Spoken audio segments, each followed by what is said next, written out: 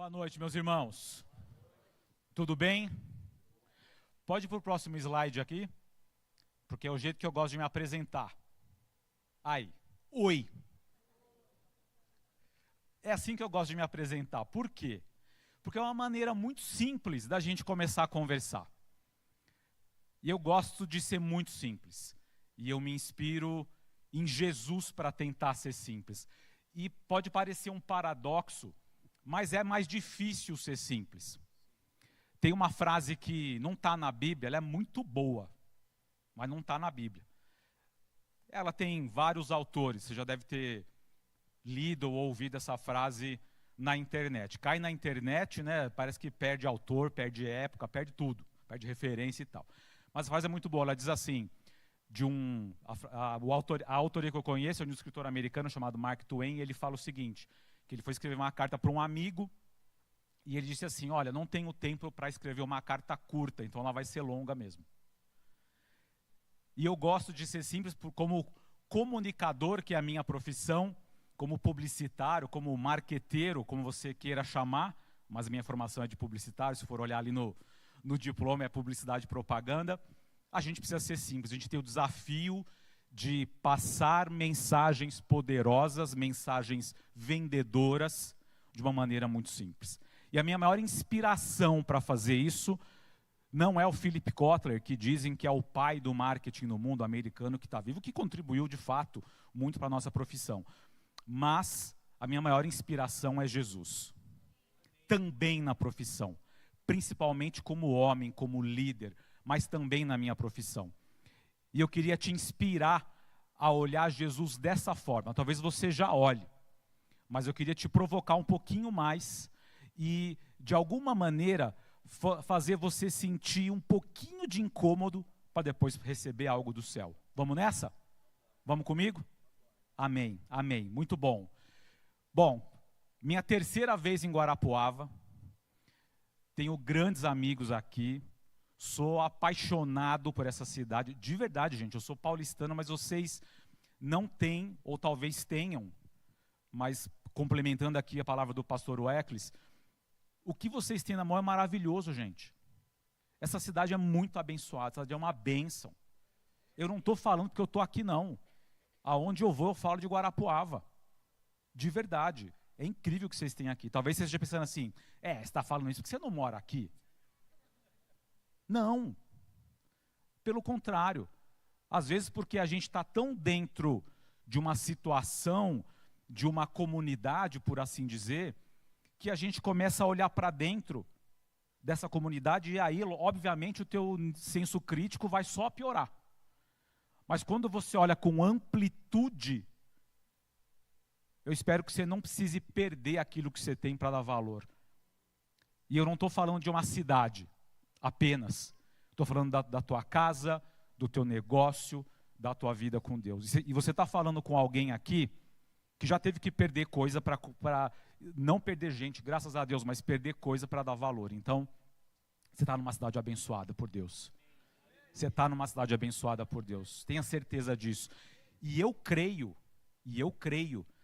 que está só no começo o que Deus tem para essa cidade, Fábio. Eu creio nisso, pastor. Creio de verdade nisso. Eu vou falar um negócio do mais profundo do meu coração. Do mais profundo do meu coração.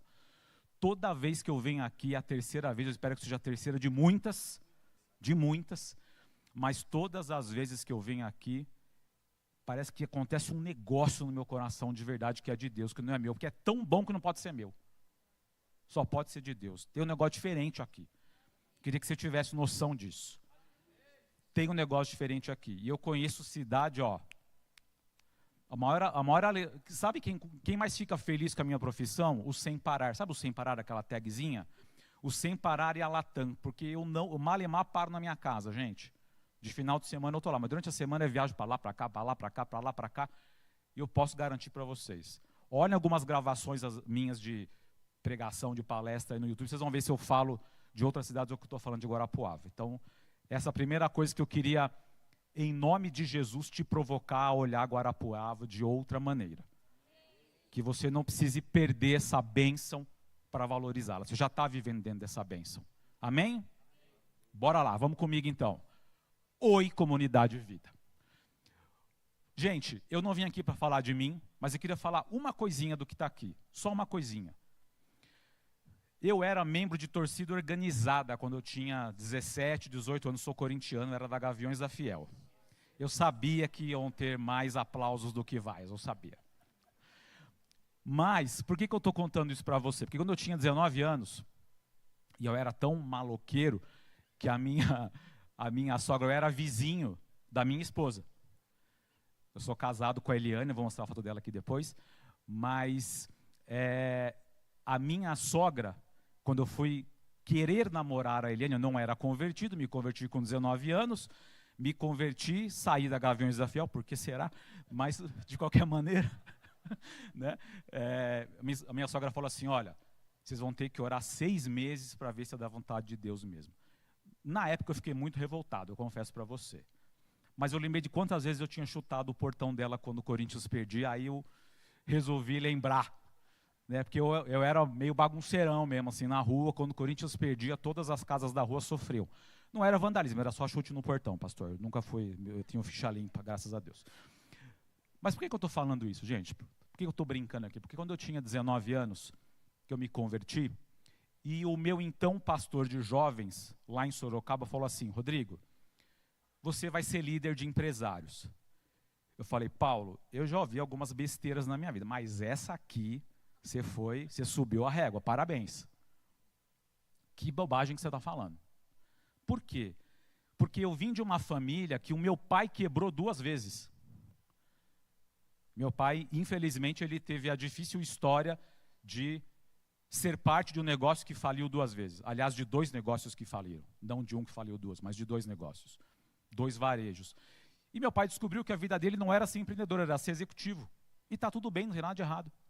Só que ele teve que apanhar 2 vezes do mercado para se dar conta de que ele era um ótimo executivo, mas não necessariamente um ótimo empreendedor. E eu fiz parte de uma família que quebrou financeiramente, mas que não quebrou na sua estrutura familiar. Meu pai, infelizmente, Deus o chamou há 2 anos, mas morreu casado com a minha mãe e do jeitinho que ele queria, do lado dela. Se a morte pode ser uma bênção, eu creio que a do meu pai foi do jeito que Deus preparou para que ele fosse embora. Mas eu estou te dizendo isso porque eu vim de uma história muito improvável. Muito improvável. Mas eu lembro que, e hoje tem super cara de frase de internet isso que eu vou falar, mas eu ouvi isso do meu pai quando eu tinha lá meus 14, 15 anos, que foi a última empresa que ele quebrou, eu tinha mais ou menos essa idade. E aí ele falou assim, Rodrigo, põe uma coisa na sua cabeça. Ele falou, dinheiro, uma hora você tem, outra hora você não tem. Pode acontecer porque você tomou decisões erradas ou porque uma conjuntura econômica maior te levou àquilo, como, por exemplo, uma Covid que a gente vivenciou há pouco tempo atrás. É incontrolável. Às vezes a gente vive em função de decisões erradas que a gente tomou, mas conhecimento, uma vez dentro de você, ninguém te tira. E aquilo virou para mim uma verdade absoluta e inquestionável. Porque eu sempre admirei meu pai pela inteligência dele. Eu falei, mas caramba, por que um cara com a inteligência dele, com a cultura dele, com a formação dele, não deu certo como empreendedor? Não quero ser. Isso também não é para mim. E eu comecei a estudar muito. Meu hobby principal é ler. Eu amo ler livro. Amo ler livro. Eu li 2 ao mesmo tempo, um no Kindle e um fisicamente. E virou para mim um instinto de sobrevivência, o estudo. E mesmo com meus 18, 19 anos, eu me achava, por incrível que pareça, gente, me achava autossuficiente, porque eu sempre estudei muito. Falei, não, eu vou me virar. Quando eu fiz 22 anos, foi quando eu estava em São Paulo, muito bem empregado, rumo àquela carreira que eu imaginava até então que Deus tinha para mim, que era ser um grande profissional de uma grande agência em São Paulo. Eu tentei trabalhar em empresa, não deu muito certo, porque eu sou muito informal, muito agitado, muito dinâmico, e algumas empresas são mais encaixotadinhas, mais burocratizadas, e eu não me encaixo nisso, não estou dizendo que se você se encaixa está errado e eu estou certo, não é isso, mas o meu perfil não é esse. E aí quando eu fiz 22 anos, começou a me dar um incômodo. Eu em São Paulo, assim, ganhando muito bem na época já, já liderando 14 pessoas, uma loucura, totalmente fora da realidade, assim, para a época e para hoje. Começou a me dar um incômodo. Eu falei, eu quero voltar para Sorocaba, eu quero voltar para Sorocaba, eu quero voltar para Sorocaba, e principalmente porque meu sonho sempre foi ser pai. Mas não o pai que gera o filho, que isso é moleza e gostoso de fazer.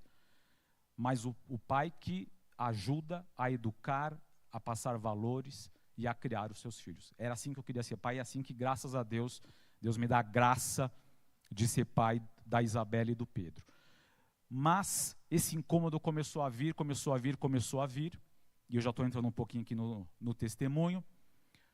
Começamos a orar, eu e a Eliane, eu falei, seguinte, você é da área financeira, você é da área administrativa, eu sou publicitário, você administra e eu vou ripar. Vamos fazer um negócio? Ela falou, vamos. A gente orou, a gente sentiu paz em relação a isso, só que tem uma coisa. Eu tenho 22, você tem 22, estou falando isso, gente, em 2001, tá? Hoje, uma galera de 22 anos abrir empresa é legal pra caramba. Naquela época, você é louco. Ou herdeiro. Só tinha duas possibilidades. Né? E aí a gente foi buscar um sócio para nos dar segurança, para nos dar certeza, vamos falar assim. E fomos atrás do sócio e achamos este sócio. Esse sócio tinha, na época, seus 32, 35 anos, essa faixa mais ou menos, falou, legal, esse cara tem uma competência que a gente não tem, que ele é diretor de arte, eu fazendo arte sou uma tragédia, eu sou um cara de criatividade, mas aquela criatividade mais estratégica e menos design, assim, não é muito a minha área, mas eu preciso me cercar de gente que faça isso muito bem, e ele era uma dessas pessoas. Ficamos 90 dias planejando o negócio, eu voltava de São Paulo e voltava todo dia, na verdade eu trabalhava em Alphaville, Sorocaba, chegava à noite, montava plano de negócio, rascunhava não sei o que, chegou no dia 22 de dezembro de 2000, alguns aqui não eram nascidos, eu estou vendo, mas tudo bem, esse tempo existiu. Tinham monitores com tubo, a internet era de escada, era uma coisa meio doida assim. Enfim, ele virou para a gente e falou assim, então, nossa primeira reunião, né, os três, ele já era freelance, então ele já não tinha um emprego fixo, digamos assim. A Eliane tinha largado o emprego dela em Campinas, eu tinha largado meu emprego em Alphaville. Vamos começar a empresa agora. Não tinha nome ainda, a gente ficou de criar esse nome em janeiro, e aí ele vira e resolve mudar a regra do jogo. Aos 45 do segundo tempo. Parece o STF. Uma loucura, resolve mudar tudo. A gente falou, não, assim não vai dar. Ele falou, então não vai dar. E a sociedade durou um dia. E aí a gente se viu, eu e a Eliane, dois garotos de 22 anos, que não viemos de família abonada. Quem pagou a minha escola não foi meu pai. Quem pagou minha faculdade não foi meu pai, nem fui eu. Foi uma tia minha, irmã do meu pai, que resolveu investir em mim e no meu irmão. E essa é uma outra razão pela qual eu quis estudar muito, que eu precisava honrar o esforço que ela estava fazendo em mim. A credibilidade que ela estava colocando em mim. E graças a Deus, não porque eu sou bom, não é isso não, mas nunca fiquei nem de recuperação na faculdade, nem DP, não sei nem o que é isso. E olha que eu não era convertido na faculdade, eu gostava de uma bagunça. Mas na hora ali, que tinha que ralar, eu ralava pra caramba. Voltando, era uma sexta-feira, domingo, fomos ao culto, como normalmente íamos, e também como normalmente meu pai dava carona para uma senhora que gostava de sentar mais ou menos onde você está sentado aí, na ponta, na primeira cadeira. Acabava o culto, eu ia lá, abraçava ela. Dona Antônia, como é que a senhora está? Eu gosto de velho e de criança, gente. Não me pergunte por quê, eu gosto. Eu gosto das pontas da pirâmide. Gosto pra caramba. Ia lá e abraçava a Dona Antônia. Irmã Antônia, a senhora tá? Como é que foi sua semana? Porque eu sabia que a vida dela era difícil. Meu pai dava carona pra ela porque a família dela não queria que ela fosse na igreja. Tá, se a senhora quer ir na igreja, a senhora dá um jeito. Meu pai falou, então eu vou dar um jeito. Eu vou levar ele, buscar ela todo o culto. Ia lá abraçá-la. Naquele dia eu fui abraçá-la. Ela me abraçou, começou a orar. E eu não tinha falado nada para ela. Tinha acontecido sexta-feira, só meus pais sabiam. E, obviamente, meu pai também não tinha falado nada para ela, totalmente fora de propósito. E ela começou a falar em línguas. E eu, obviamente, tinha acabado de sair do culto, já estava emocionado. Você recebe uma oração específica ali que você já dança junto também. Acabou a oração, ela virou para mim, bateu no meu ombro, e eu me lembro como se fosse hoje, e falou assim, acredita. Ponto. acredita. Só isso. E aquilo parece que meu cérebro virou do avesso, parece que ele tombou assim. Eu falei, cara, não é possível. Não pode ser isso. E aí a Eliane também estava do meu lado nessa hora, a gente falou, cara, não é possível que é para a gente ir, não tem a menor possibilidade. Não tem a menor possibilidade da gente dar certo. E aí, eu recebi, isso foi, acho que 23, 20 e pouco de dezembro, foi mais ou menos entre o Natal ali, primeiro culto um pouquinho antes do Natal. Quando foi em janeiro, toco o meu telefone fixo, esse aparelho existiu um dia, alguns de vocês devem se lembrar, na casa dos meus pais, eu era solteiro, recebi uma proposta para voltar para São Paulo, para ir para uma agência maior, ganhando 30% a mais. Só para vocês terem uma ideia, gente, esse 30% a mais era um dinheiro que eu podia casar em 6 meses. E eu já era crente e doido para casar. Falei, chegou minha hora. Não deu certo de montar a empresa. O que eu faço? Eu vou para uma certeza de um emprego, que não é certeza nenhuma, convenhamos, mas é um pouco mais de segurança do que um acredita. Principalmente porque o nosso primeiro cliente foi o cara que foi entregar gás na casa da minha mãe. Ele encostou a moto, famoso seu Eliseu, da Eligás, uma baita criatividade para dar o nome, inclusive, né? Encostou a moto. Minha mãe falou assim, pegou o gás, tá, aquela coisa toda, falou, o senhor tem um imã de geladeira? Porque eu sempre estou precisando de gás. Ele falou, não tenho. Ela falou, pera aí que eu vou chamar meu filho que ele faz para você. Era a hora do almoço, tinha acabado o gás. Ela me buscou lá dentro, falou, vem cá que eu arrumei um cliente para você. Fui lá na porta, fui atender o seu Eliseu, que consegui vender para ele o bendito imã de geladeira, um personagem e um folder. E eu tenho uma foto, não trouxe aqui, mas eu tenho uma foto de eu segurando assim o folderzinho que ele tinha então. Na época não era nem câmera digital ainda, estou falando do ano 2001, fevereiro de 2001. Falei, Eliane, tira uma foto aqui, que essa foto aqui vai valer muito daqui a alguns anos. Falei, eu segurando o folhetinho do seu Eligás. Bom, já comecei um pouquinho do testemunho, gente, mas por que eu estou contando essa história? Não sei se você leu aqui ou não, isso não é importante, mas tem uma coisinha que eu queria destacar aqui. Como que as improbabilidades que a gente enfrenta todos os dias, que a gente acredita dentro da gente mesmo, que a gente olha para as circunstâncias e fala, cara, eu acho que não vai rolar, não faz sentido, não mereço, não posso, não consigo, não é para mim. Eu já pensei isso inúmeras vezes. A única que eu mantenho é o não mereço. A não é para mim, depende se Deus quer me dar ou não. Depende se eu estou fazendo a minha parte ou não. Porque merecer, eu sei que eu não mereço mesmo. Agora, que maluco. Na semana passada, eu estava no prédio da Fiesp, lá em São Paulo. Eu não sou da indústria, teoricamente falando. Se você considerar a criatividade como uma indústria, como a criatividade como uma produtora, aí eu sou da indústria. Mas tecnicamente falando, não. Eu tenho uma editora também, aí entra no KINAI ali legalmente falando da indústria. Mas eu estava no prédio da Fiesp, almoçando junto com a secretária de obras do Tarcísio, governador de São Paulo, com o presidente do CIESP e com o presidente da CETESB. Foi programado? Não foi. Estou lá na sede da Fiesp e do CIESP, aquele prédio da Paulista lá em São Paulo, que parece uma pirâmide assim, mas não tem nada de energia não, é pirâmide por arquitetura. E aí estou subindo a escada, a cerimonialista vira para mim e fala assim, você está na mesa principal, tá? Aí eu olhei do lado assim, falei, acho que é comigo. Ela falou, você está na mesa principal. Eu falei, nem sei o que é mesa principal. Aí chegou lá, a secretária aqui, o presidente do CIESP aqui, o cara da CETESB ali. Eu falei, Deus, o que o senhor está querendo comigo aqui? Qual que é o lance? O que eu preciso entregar aqui?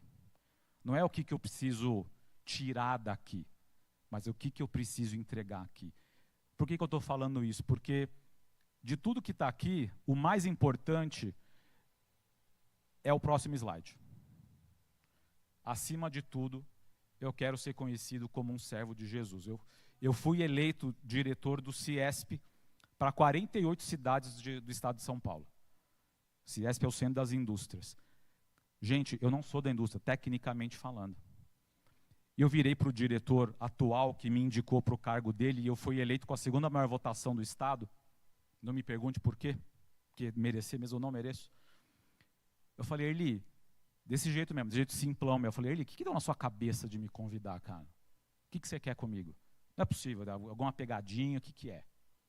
Ele falou, não, cara, seja você mesmo. Seja você mesmo. Você trafega bem, você se dá bem com todo mundo. Seja assim do jeito que você é e você vai ver como as coisas vão acontecer. Fui orar com o meu pastor Eduardo, e Deus tem me colocado nesse lugar. Por que eu estou falando isso, gente? Porque o Rodrigo é incrível? Não, em hipótese alguma. É pela improbabilidade disso acontecer. E do quanto a gente precisa estar aberto para essas improbabilidades. O quanto às vezes você talvez, se você for como eu, talvez você se coloque alguns filtros, se coloque alguns limites, se feche em alguns espaços que não é isso que Deus tem para você. Não é isso que Deus tem para você. E eu não vim aqui de todo o coração para te motivar, porque Deus não é um Deus que motiva. Deus é um Deus que amplia a visão. Deus é um Deus que transforma nossas crenças. Deus é um Deus que sacode as nossas estruturas. Não é sobre motivação. Motivação, você liga o YouTube aí no canal que você quiser, você vai sair motivadinho. Amanhã, na primeira pancada que você levar, acabou a brincadeira. Volta para a realidade. Não é isso que Deus tem para você e não é isso que Deus tem para mim, e é um pouco disso que eu quero falar com você. Pode ir para o próximo. Essa é a minha maior construção, minha maior bênção, que é o Pedro, meu filho de 14 anos, a Eliane, minha esposa, e a Isa, de 19 anos. E ali sou eu, como vocês podem ver, Deus é tão maravilhoso que ninguém saiu parecido comigo. Todo mundo saiu com a cara da mãe. Olha como Deus é bom. Mas todos são corintianos, olha como Deus é bom. Pode ir para o próximo. Aqui está errado, gente, não é 2021, é 2001, tá? Mas esse aqui foi o comecinho da Verbo. Nesse lugar que é a edícula, a cozinha da edícula da minha sogra. Eu vou repetir. É a cozinha da edícula da minha sogra. Esse azulejo de gosto duvidoso é da cozinha. Esse tampo aqui, gente, era uma pia. Toda sexta-feira eu tinha que tirar a impressora, tirar essas coisas, jogar detergente e limpar, porque você imagina, uma semana uma pia fechada, o que sobe? Um odor agradável. Cheiro de um palmeirense esmagado. Brincadeira, corta essa parte aí. Vou apanhar na saída, Fábio. Tem uma turma forte para me ajudar depois? Mas essa era a nossa realidade, gente. Esse foi o comecinho da Verbo, atendendo já o seu Eligás. Detalhe, a cadeira era da cozinha mesmo, tá? Ó. O que aquele papel rasgado estava fazendo ali, não me pergunte, eu não lembro. Alguma utilidade deveria ter. Mas esse foi o nosso comecinho, pode passar. E essas são as marcas que a gente, algumas das marcas que a gente atende hoje. Para quem começou atendendo o cara que entregava gás, hoje a gente poder atender uma paçoquita. Quem gosta de paçoquita aqui? Ah, gente, olha só, hein? Klabin, aliás, muito forte aqui no Paraná. Klabin é nossa cliente há 12 anos. JCB, de máquinas amarelas, de linha amarela, indústria inglesa. Enfim, gente, não vou falar de cada uma delas, porque isso é menos importante. Só quero te mostrar como Deus consegue transformar algo muito pequeno em algo que pode ser relevante. Pode ir para o próximo slide.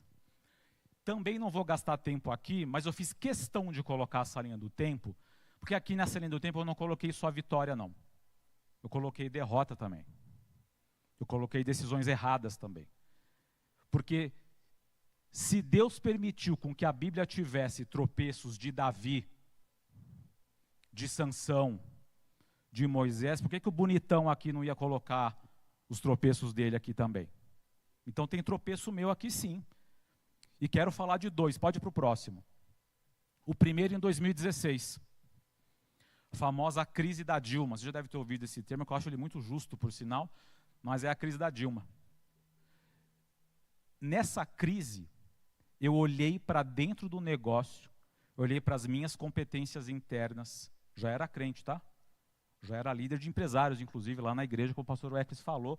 Aliás, gente, eu cheguei a entregar o cargo. Eu chamei o pastor lá e falei, pastor, é o seguinte, eu estou quase quebrando, eu não tenho a menor condição de liderar o grupo de empresários, está aqui, o senhor escolhe alguém com mais capacidade do que eu, porque eu não tenho. Ele falou assim, Rodrigo, desculpa, mas você não entendeu. Não é sobre você, é sobre o que Deus tem em você. Você vai continuar a ser líder de empresário, sim. Não é você que faz, é Deus que faz, então você vai continuar. Mas voltando, lá em 2016 a gente viveu a maior crise financeira da nossa vida e eu cheguei a falar, inclusive, eu vou quebrar. Nós vamos quebrar. E eu acreditei nessa mentira. Primeiro porque eu senti, depois eu pensei, e depois eu verbalizei, e depois o pior, eu comecei a me comportar como se isso fosse uma verdade. E aí, obviamente, a coisa faz assim. E aí, é um milagre você acreditar diferente. E o meu milagre começou de novo com a minha mãe, que sempre foi crente. Minha mãe é da Assembleia, gosta do Shadrapanaya. E ela virou para mim e falou assim, Rodrigo, ela entrou em casa, ela falou, Rodrigo, eu não sei o que você está falando, mas eu fui orar na casa de uma irmã, a turma da Assembleia tem esses rolês, né? Eu gosto desses rolês também. Aí, e ela falou que você está profetizando a morte da sua empresa. Eu falei, não é possível. Eu falei, Deus, o que o senhor foi contar para ela? Estou brincando, mas naquele momento eu falei, opa, entendi que é para eu mudar de atitude. E mudei de atitude. Mas, quero te contar uma história muito rápida, que no dia 29, pode deixar esse slide, no dia 29 de janeiro de 2016, nós perdemos 30% do faturamento. Nunca aconteceu isso. A Verbo tem quase 25 anos, vai fazer 25 anos em abril do ano que vem. Mas nunca aconteceu de, em um dia, a gente perder 30% do faturamento. Foram 3 clientes diferentes. Não é que eu tinha um cliente que representava 30% do faturamento. Graças a Deus, a gente nunca teve essa concentração. Mas foram 3 clientes que cada um representava mais ou menos ali 10%, pouco mais, pouco menos, mas o total dava 30%. E eu olhei e falei, não é possível que isso está acontecendo. Eu voltei de São Paulo, esse aqui era o nosso escritório de Sorocaba, já não é mais assim, tem quase 10 anos essa foto, mas eu fiz questão de tirar a sala vazia. Porque eu voltei de São Paulo e reuni todos os nossos líderes da época, só tem 2 pessoas que estão com a gente ainda, que estão conosco dessa época. Falei, gente, eu sei que vocês estão esperando ouvir alguma coisa de mim como líder dessa empresa, mas eu não tenho nada para dizer. Vão para casa, descansem, e amanhã a gente vai ver o que a gente vai fazer da vida. Agora ninguém vai tomar decisão, nem eu, nem vocês. E todo mundo foi embora, inclusive a Eliane, já era final da tarde, ela foi buscar meus filhos na escola e eu fiquei sozinho nessa sala. Eu fiquei sozinho, eu não conseguia nem chorar, eu não consegui, eu sou muito emotivo, mas naquele momento eu não consegui. Eu só fiz uma pergunta para Deus. Eu fiz assim, falei assim, Deus, onde o Senhor está? Onde o Senhor está? Sabe o que Deus me respondeu? Alguém chuta? Nada. Deus me respondeu nada. Ele ficou quieto. E como dói o silêncio de Deus, mas ao mesmo tempo, olha que paradoxo, ao mesmo tempo, como é transformador o silêncio de Deus. A gente quer resposta rápida, e a gente está sendo culturalmente educado para esperar e dar respostas rápidas. Se você manda um WhatsApp, e a pessoa não responde dizem as últimas pesquisas que a gente tolera 6 minutos. Depois de 6 minutos, a gente acha que a pessoa não está dando bola para a gente. Se você estiver pedindo um iFood, der problema no iFood, colocar no chat, a empresa não te responder na hora, a chance de você classificar como 1 estrelinha, 2, no máximo, é gigante. E quando nesse contexto Deus não te responde? Qual que é o seu comportamento? Qual que é o meu comportamento? Nessa época, nesse momento, eu fiquei arrasado. Esse é o termo que eu queria honestamente te contar. Dia 31 de dezembro de 2016 foi o pior ano da nossa vida. Culto da virada, eu faço questão de passar o culto de 31 de dezembro na igreja, é uma crença minha, eu acho que isso é simbolicamente e espiritualmente falando, tem um peso muito relevante, então a gente não viaja no final do ano. E naquele culto, eu estava orando, eu tive inúmeros aprendizados como líder de uma organização naquele ano, mandei 14 pessoas embora num dia, não vou estender muito esse testemunho, senão eu ficaria à noite aqui falando sobre ele. Mas o que eu quero te dizer é que no dia 29 de janeiro Deus ficou quieto. Mas algumas circunstâncias que aconteceram ao longo do ano, Deus foi falando.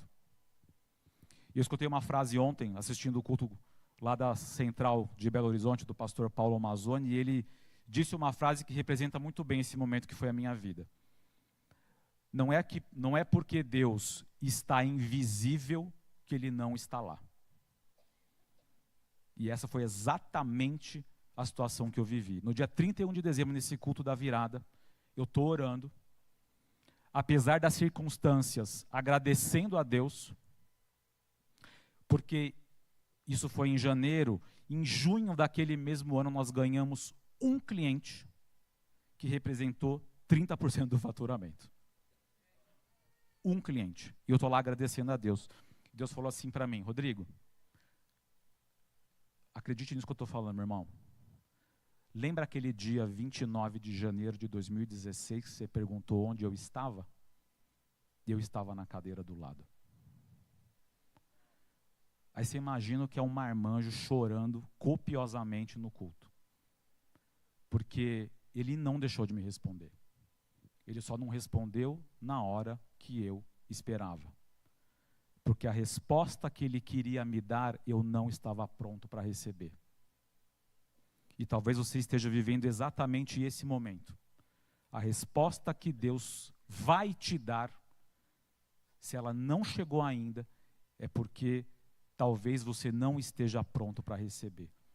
E a nossa visão ela é tão limitada, mas tão limitada, que a gente tem a audácia de desafiar Deus e de questionar se aquilo que Ele está proporcionando na nossa vida, de fato, é justo ou não. Só que o conceito de justiça nosso é um, o de Deus é outro. É justo Ele ter mandado Jesus para morrer por mim e por você? Olhando para a minha vida, eu falo de jeito nenhum. De jeito nenhum. Vamos para o próximo slide. 2022. Na verdade, janeiro de 22. Dezembro de 21, minha esposa é diagnosticada com câncer. 2020 foi um ano muito difícil para a gente. A gente teve que refazer o negócio, praticamente. Não falei dessa vez, vamos quebrar, porque eu já tinha aprendido a ficar quietinho lá em 2016. Mas 2020 a gente passou por um período muito difícil. Foi um ano terrível. Chegou em 2021, também não foi um ano bom, e minha esposa diagnosticada com câncer. Eu falei, não é possível. Eu falei, Deus, o que o Senhor está querendo? O que o Senhor quer me ensinar? O que a gente tem que aprender? E eu peguei Covid em janeiro de 22. Olha a doideira, gente. Né, como o pessoal brinca, se eu, como é que é aquela piada lá, se eu jogar lona vira circo, mais ou menos aquilo. Né? Minha vida estava mais ou menos assim. E aí, eu fui orar, naquele dia eu fui orar à noite. Eu tenho por hábito orar de manhã, toda manhã eu oro. Se você não faz isso, meu irmão e minha irmã, você está perdendo de ter um relacionamento com o teu pai de uma maneira muito legal. Muito intensa, muito viva, muito dinâmica. Faça isso. Faz mais de 10 anos que eu tenho esse hábito e eu passo mal quando eu não consigo fazer. Tem dia que não dá. Às vezes eu tenho um voo super cedinho, eu não consigo. Mas, experimente. Mas naquele dia, eu fui orar à noite, janeiro de 22. Falei, Deus, tá difícil aqui. A Eliane, graças a Deus, tinha acabado de fazer a cirurgia, foi bem sucedida. Depois, em outro momento, eu posso contar esse testemunho, que até envolve meus filhos de uma maneira muito sobrenatural. Mas, Deus, às vezes, Ele é monopalavra comigo, se é que existe esse termo. Eu ia falar monossilábico, mas não caberia. E eu orando com Deus, Deus falou uma palavrinha para mim. Vai para o próximo slide. Esperança. Ele só falou isso. Lembra que lá em 2001 ele falou acredita, sem maiores detalhes? Aqui em 2022 ele falou esperança. E eu fui tentar entender o que essa palavra significava para mim naquele momento.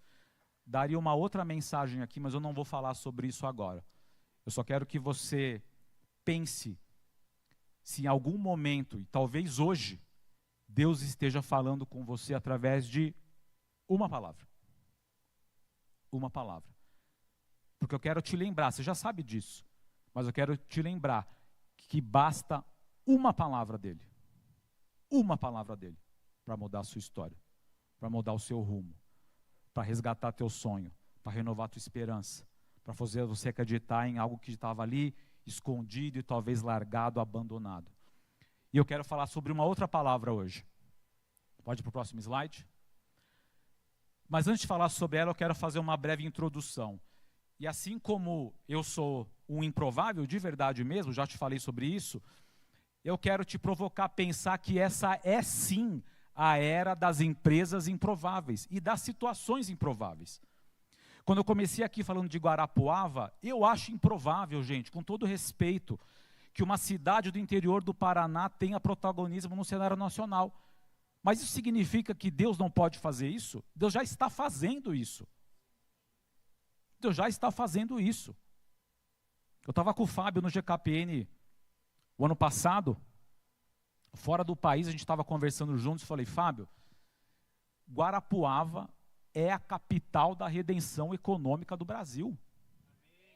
E nós vamos vivenciar isso, vocês vão vivenciar isso. Guarapuava é a capital da redenção econômica no Brasil. Posso falar do monumento lá? Posso falar? O que eu falei para o Fábio? Você falar que não, eu recuo aqui, não tem problema não. O que eu olhei para ele? Falei, Fábio, foi uma ideia que eu dei. Eu vivo disso, né, gente? Mas eu falei, Fábio, vamos fazer um monumento nessa cidade da redenção econômica. Vamos fazer um monumento, essas praças lindas que vocês têm aqui, essas rotatórias, aliás, que cidade para ter rotatória, hein? Vamos combinar. Mas olha só, essas rotatórias que vocês... Vamos botar um símbolo da redenção econômica numa rotatória aí, gente? Vamos simbolizar, vamos cravar um negócio aqui. Todas as vezes, gente, olha para a sua Bíblia. Todas as vezes que Deus fala de crescimento, Ele fala de conquista de território. Não é um crescimento que começa aqui, mas ele termina com a conquista de um território.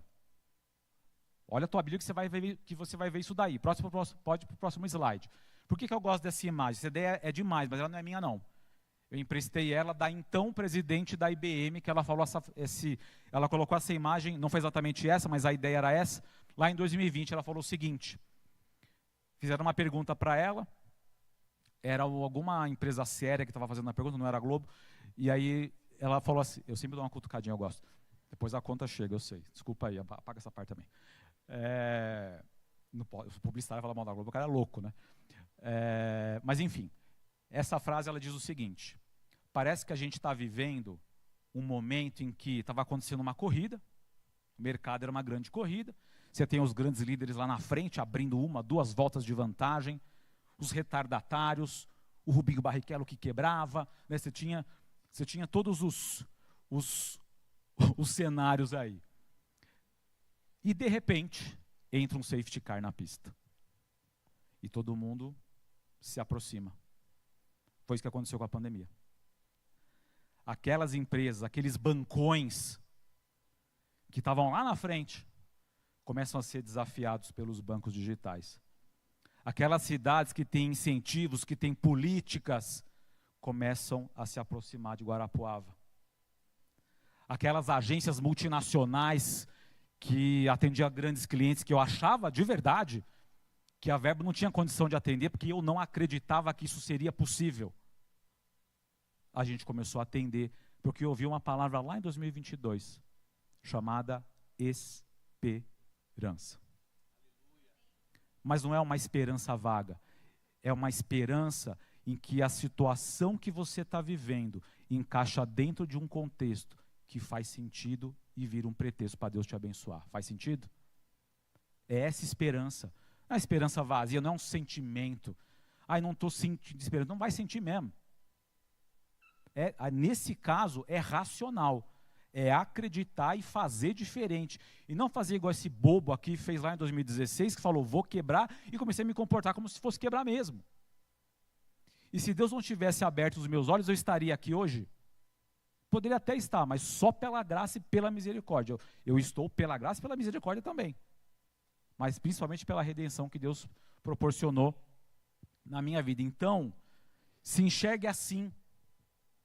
Diminua a distância entre aquilo que você acha que você não tem e que seu concorrente tem. Aquelas competências que você acredita que você precisa ter para fazer diferente. Vai atrás, cara, vai estudar. Se mexe também. Isso é importantíssimo. Pode ir para o próximo slide. Eu já te falei isso. Deus não me chamou aqui para te motivar. Eu sou péssimo nisso. Deus também não é a maior habilidade dele. Ele nem quer ter essa habilidade. Se ele quisesse, ele teria. Mas Deus me chamou aqui para te ajudar a ampliar a sua visão. Pode ir para o próximo. Isso tem tudo a ver com marketing, gente. Eu sei que às vezes a gente fala assim, fulano é marqueteiro. Já vem assim, ixi, lá vem. Qual é a mentira que ele vai contar agora? Se for marqueteiro de político, então Jesus Cristo. Para mim, marketing não é isso. O maior marqueteiro que já existiu chama-se Jesus Cristo de Nazaré. E eu vou te explicar o porquê. Porque marketing é sobre o porquê e como eu gero valor para outra pessoa. Isso é marketing. Agora, é genuíno, é legítimo, é verdadeiro. Não é assim, acredita aí que enquanto isso a gente vai vendendo. Acredita nessa ideia aí que enquanto isso eu vou te manipulando. Não. Tem gente que faz isso? Tem. Mas não é essa visão que eu tenho de marketing. Eu posso te dizer que pela misericórdia de Deus a gente tem prosperado com essa visão. É um desafio gigantesco, porque fake news é igual xixi na piscina, gente. Desculpe o exemplo escatológico, mas assim, vai que vai, e você não pega mais. Ou alguém já conseguiu, deixa eu pegar o xixi da piscina aqui no saquinho. Não dá. Fake news é assim. Mas a gente resolveu, como diz o Fábio, transgredir e desafiar o mercado. Pode ir para o próximo slide. E aí, gente, uma pergunta nesses 15 minutos finais que eu tenho aqui. E um mundo cada vez mais tech. Qual deve ser o nosso foco de preparação? Uma segunda pergunta, pode ir para o próximo. O que é que só a gente consegue fazer? De novo, olha o paradoxo. As máquinas estão cada vez mais humanas, sim ou não? E a gente está cada vez mais máquina. As máquinas estão cada vez mais humanas e a gente está cada vez mais máquina. O que será que Deus está querendo fazer com isso, hein? Ou alguém acha que o ChatGPT é coisa do diabo? Não é. A inteligência artificial é a besta. Não é. Não é. Se você souber usar, meu irmão e minha irmã, é uma arma poderosa, assim como é a música, assim como é o cinema, assim como são as artes. Tem muita gente usando errado. Eu sei que tem, mas eu não vou usar errado.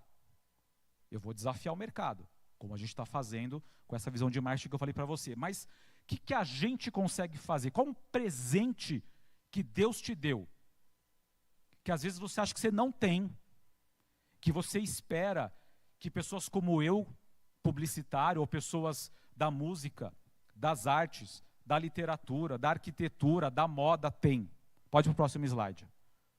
A capacidade de criar. A inteligência artificial não cria nada. Ela gera. É diferente. A inteligência artificial não cria, ela gera. Baseado em conhecimento que algum humano ou alguns humanos imputaram dentro da máquina. Rodrigo, mas tem o machine learning. Sim, o machine learning é a conjuntura de um sentido que ela dá para as informações que ela tem por conta de um prompt ou de um texto que você colocou e pediu para ela fazer. A inteligência artificial vai criar amanhã? Não vai. Genuinamente, não vai. 3 pessoas morreram no Vale do Silício agora porque eu falei isso. Mas não vai. Porque isso é humano, gente. É humano. E eu vou te provar na Bíblia que não vai. Pode ir para o próximo. A criatividade é o seu maior ativo. Você precisa acreditar nisso. Você tem noção que você tem algo que Deus te deu, que talvez, eu não te conheço, mas que talvez você não esteja usando? Talvez você não esteja usando. Ah, Rodrigo, mas você está falando isso porque você é criativo? Quem falou que eu sou criativo? Eu não sei desenhar. Eu não sei desenhar. Meu pai sabe desenhar, meu irmão sabe desenhar. Eu sei escrever. Escrever, modéstia à parte, eu escrevo razoavelmente bem. Agora, quem falou que eu sou mais ou menos criativo? É verdade que existem alguns perfis de personalidade que, de maneira estimulada, ou pelo ambiente, ou pela cultura, ou pelas informações que ela foi buscar, ele ou ela foram buscar, a criatividade foi estimulada, mas a criatividade é um músculo que pode ser exercitado. Você já deve ter ouvido essa frase, inclusive. Pode ir para o próximo slide. E a palavra que Deus me deu para trazer para vocês, nesses 12 minutos que eu tenho, e eles serão suficientes, eu não vou correr, é que criatividade é espiritual. Criatividade é espiritual. Talvez você nunca tinha parado para pensar nisso, mas é espiritual. Eu vou te mostrar na Bíblia como a criatividade é espiritual. Você faz ideia de quantas vezes aparece o verbo criar ou similar a ele na Bíblia? 70 vezes. 70 vezes. A maior parte delas, das vezes, em Gênesis. Eu quero falar rapidinho aqui 3 práticas para você colocar no teu negócio amanhã. Não hoje, você volta para casa, relaxa e vai dormir. Amanhã, você colocar em prática. E quero te contar 3 verbos que estão na Bíblia sobre criatividade. Pode ir para o próximo slide. E essa frase está num livro que chama-se Chamados para Criar. E o livro, o autor americano chamado Jordan Rainer, ele publica, na abertura do livro, um sermão de um pastor americano, não vou lembrar o nome dele agora, e ele fala esta frase aqui. E eu, como amo esse universo da criatividade, eu quase chorei quando eu li essa frase, de verdade. Não é piada não, quase chorei de verdade. Porque eu nunca tinha parado para pensar dessa forma. Você abre a Bíblia e Deus se revela como um Deus criativo. No primeiro versículo. O que isso diz para mim e para você? Se nós fomos feitos à imagem e semelhança de Deus, se a gente busca ter o caráter de Cristo, se a gente busca ter a visão de Cristo, a compaixão de Cristo, a autoridade de Cristo, por que a gente não busca a criatividade de Cristo? Para sair dos nossos problemas, para arrumar solução. Eu tenho certeza, gente, eu não te conheço, mas uma coisa eu posso afirmar sem te conhecer. Para resolver os problemas da sua profissão, você é mais criativo do que eu. Se você é assessor de investimento, você é mais criativo do que eu. O Roger é mais criativo do que eu. O que o Roger faz, cadê o Roger? Ali, ó. O que o Roger faz na loja dele, no Instagram dele, algum publicitário te ensinou isso, Roger? É criativo. Ele resolveu vender carro de um jeito diferente. E está dando certo. Criatividade. E foi Deus que colocou isso nele. Eu vou provar para você. Pode ir para o próximo. E assim, como que a gente pode negar algo que Ele nos deu? Se nós somos a imagem e semelhança dEle, como que a gente tem coragem de dizer? E eu estou falando isso que eu já ouvi isso de muitas pessoas, que acham que a criatividade é um gift, é um presente. Não é. Aliás, é para todo mundo. Não é para especiais. Não é para especiais, não. Pode ir para o próximo. Então, se você veio nesse culto hoje para romper limite, para crescer, para ampliar a tua visão, use esse ativo que Deus te deu. Mas pensa que é um ativo. Você pode gerar valor com ele ou não. A decisão é sua. Já está na sua mão. Como assim, Rodrigo? Como é que eu vou fazer isso? Vai para o próximo slide. Como que você pode usar a criatividade para romper seus limites? Vamos para o próximo. Gênesis 1. No princípio, Deus criou o céu e a terra era sem forma e vazia. E havia trevas sobre a face do abismo, e o Espírito de Deus se movia sobre a face das águas. E disse Deus, haja luz, e houve luz. E viu Deus que era boa a luz, e fez Deus separação entre a luz e as trevas. Você já está cansado de ouvir isso. Talvez se você veio de um lar evangélico, você já ouviu essa história de diferentes formas, inúmeras vezes, desde que você estava lá na classinha. Pode ir para o próximo. Mas o que o versículo 4 me diz, quando fala, e viu Deus, e depois que ele viu, ele criou. O que ele está querendo dizer para a gente? E isso é para o teu negócio. Exerça a capacidade de observação. Sabe qual é um mantra que a gente tem na Verbo? A frase não é bonita, mas ela pega para as pessoas, e isso acontece de verdade. Eu falo para o nosso time, cara, você tem que sentir o cheiro do cliente. Mas é o cheiro, não é encostar nele. Eu tenho proximidade se eu encosto, mas eu conheço o cara de verdade se eu sei qual é o cheiro que sai dele. Então você tem que ir lá no ponto de venda. Você tem uma construtora, eu tenho que ir lá no plantão de venda. Se precisar, eu passo o dia lá. Eu faço isso. Não sou um líder perfeito, mas esse negócio eu garanto para você que eu faço. Eu adoro, já passei 3 dias aqui em Telêmaco Borba sentindo o cheiro da Clabin, desta unidade, fora de outras que a gente atende também. A gente atende todas do Brasil, pela misericórdia de Deus. Mas assim, uma coisa é eu imaginar como é que é o cara da área florestal. Outra coisa é eu sujar meu tênis de barro. É outra coisa. E por que isso, gente? Porque a observação te traz a informação. Quanto mais informação você tem, maior é a possibilidade de você ter uma ideia. É simples assim. E é orgânico. Não é assim, Rodrigo, gostei da sua opinião. Não é uma opinião, não. E nem é minha. É orgânico. Quanto mais informação você tem, maior a capacidade que o seu cérebro cria. Ou, se você quiser, dá para falar dessa forma também, porque é uma verdade, maior é a possibilidade que você dá do Espírito Santo te inspirar para ter uma ideia diferente. Essas 2 formas são verdadeiras. Pode ir para o próximo. Depois, gente, saiba que o risco faz parte do processo. Por que eu estou trazendo isso? Porque, embora não esteja na palavra que eu coloquei, qual foi o risco que Deus sabia que ele ia correr no Éden? A decisão errada, o pecado. Mas isso não o impediu de ser criativo. Presta atenção nisso.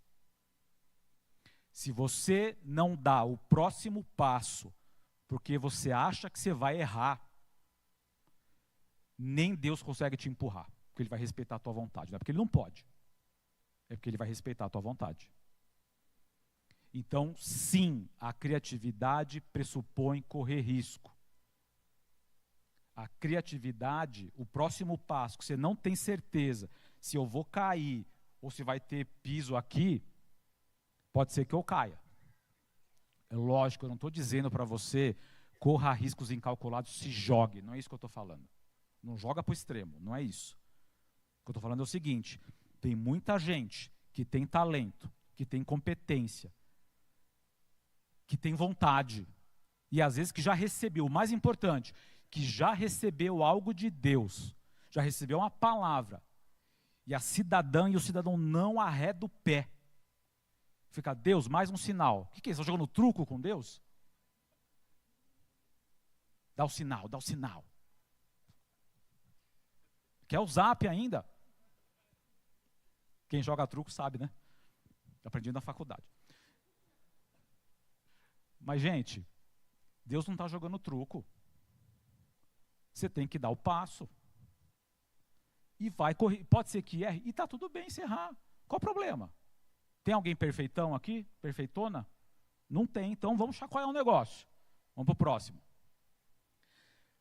Essa frase, eu tenho certeza que Deus estava pensando no Brasil quando ele...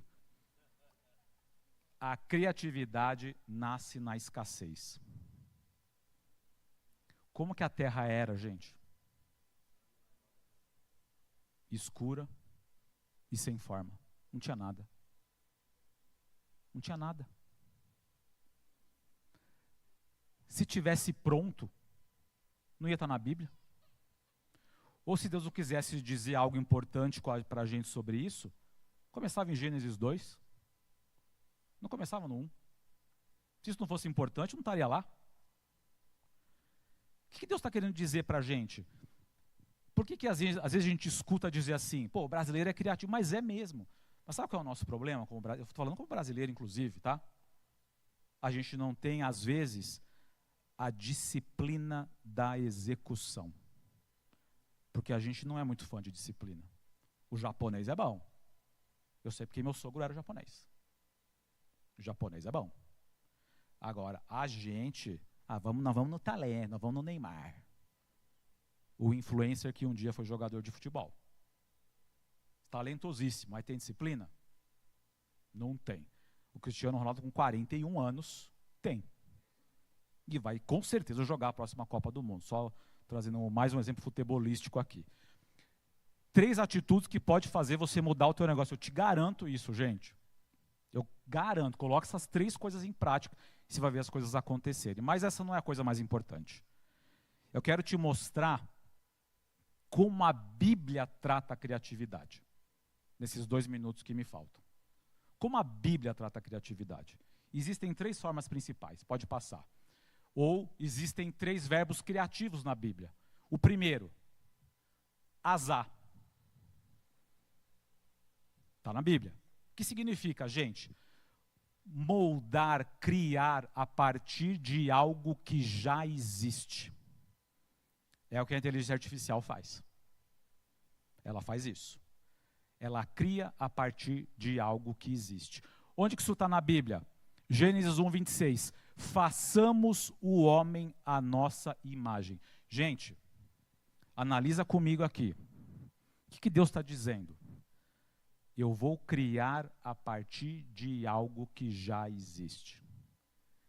Se é algo que já existe, ele está falando também de criatividade. E ele colocou criatividade em Adão. Tanto é verdade que ele fala, Adão, escolhe os nomes aí você, dá os nomes. É você que vai dar os nomes aí, não sou eu não. Deus não falou assim, ó, isso aqui é touro, isso aqui é ornitorrinco, nome feio do caramba. Duvido que Deus faria isso. Feio. Isso aqui é o Palmeiras. Imagina que Deus ia falar isso. Não faz o menor sentido. Estou brincando, gente. Mas ele pode, volta um pouquinho. Mas ele pode se referir tanto a Deus quanto ao homem. Por isso que ele deu a oportunidade de Adão falar, ó, dá os nomes aí. Pode ir para o próximo, agora sim. Yatzar. Esse aqui é lindo também. É criar no sentido de modelar, de formar. Assim como um oleiro faz num vaso de barro. Ou seja, olha que legal. Olha como a Bíblia é maravilhosa, gente. Quanto mais a gente mergulha nela, mais incrível ela fica. E formou o Senhor Deus o homem do pó da terra. Aqui tudo bem, em português é formar, mas no hebraico é yatzar. Ou seja, é o modelar. Deus modelou. Olha que legal, para a mesma coisa que somos eu e você, ele usou 2 verbos.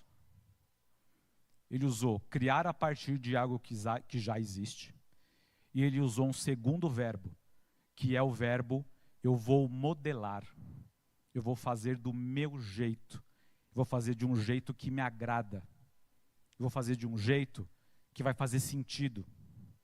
Eu vou fazer de um jeito que vai tomar uma forma que essa minha criação vai se conectar e vai usufruir de tudo que eu estou colocando nas mãos deles e delas. Agora, a parte mais poderosa e a que mais mexeu com o meu coração é o terceiro verbo. Pode ir para o terceiro. Que é bará. O que é o bará, gente? Bará é criar a partir do nada.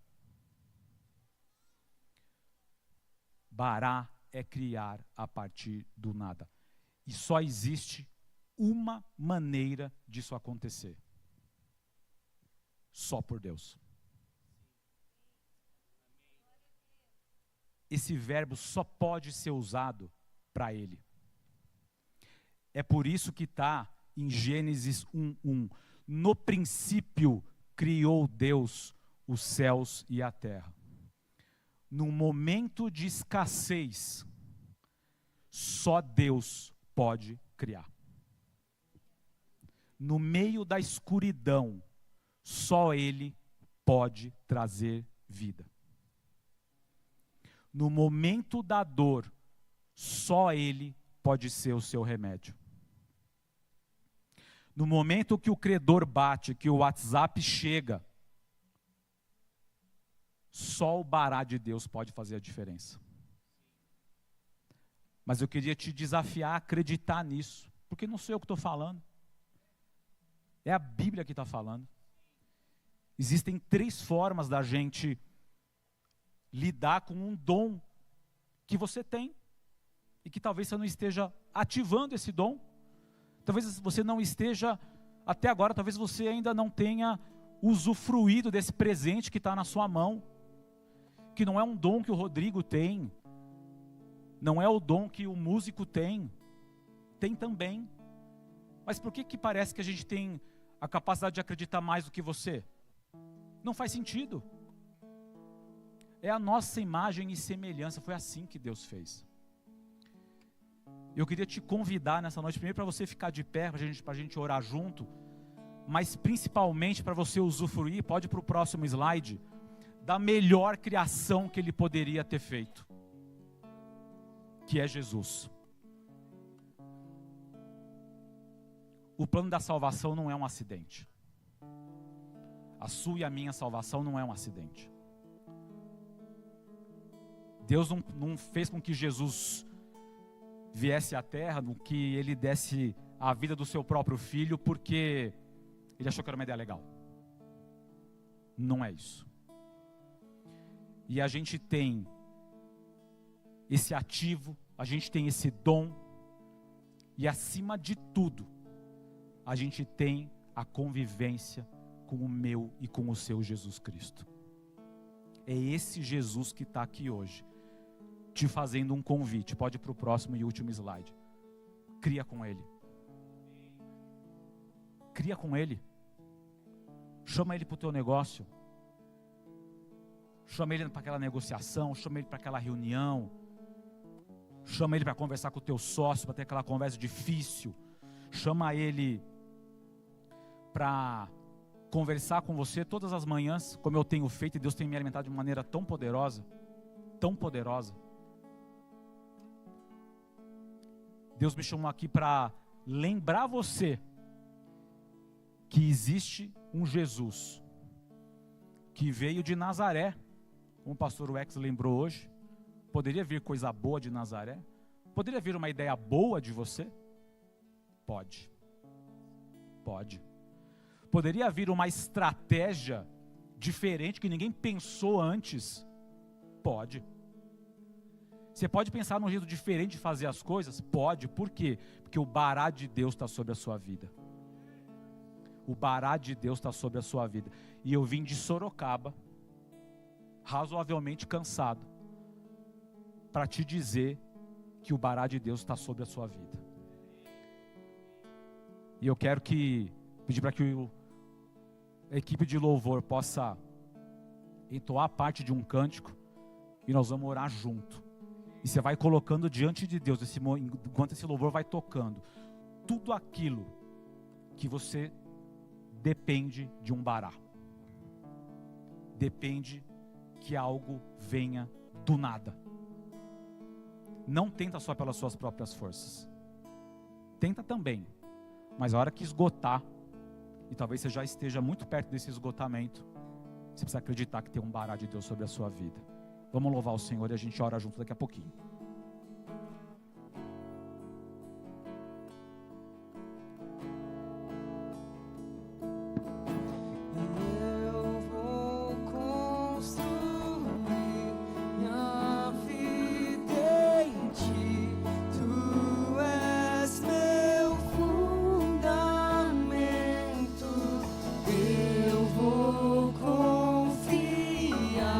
Somente em ti, não vou ser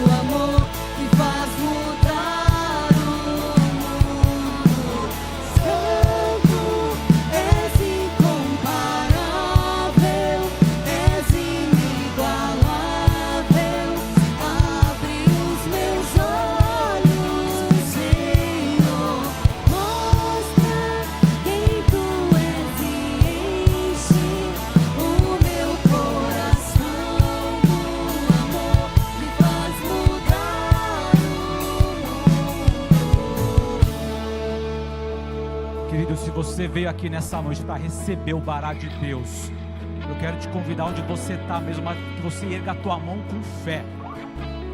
Se você entende que você precisa de um bará, do nada, aquilo que só Ele pode fazer, eu quero te convidar a orar comigo. Nós vamos levantar um grande clamor, para que o céu se abra, e seja derramado algo novo sobre a minha e sobre a sua vida.